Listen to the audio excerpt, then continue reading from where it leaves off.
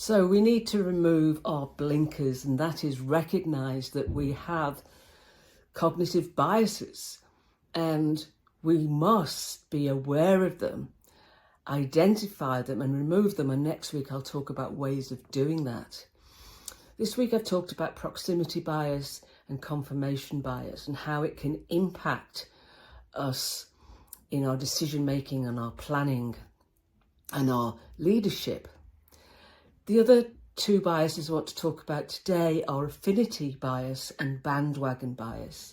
Now, affinity bias is the bias to like people or prefer people who are like us, that look like us, think like us, have the same sort of background, the same sort of education, could be religion, upbringing, you name it.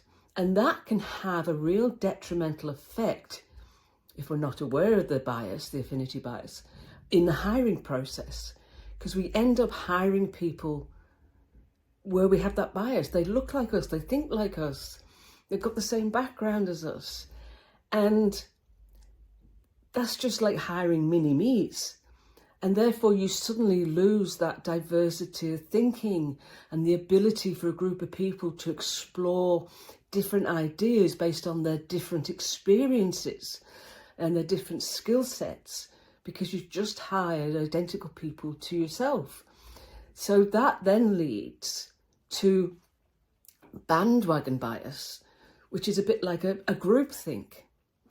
And bandwagon bias is where you jump on the bandwagon because everybody else is thinking a certain way, and so therefore you believe that you need to think the same way as they do. And there's nothing to say that the way that group of people are all thinking is right. And we've seen this in history. I don't need to spell it out, where a massive group of people can do a certain thing believing it's the right thing to do. And looking back in history, we know that it wasn't. But everybody jumped on the bandwagon because the majority rule, and therefore they must be right, and we must do the same.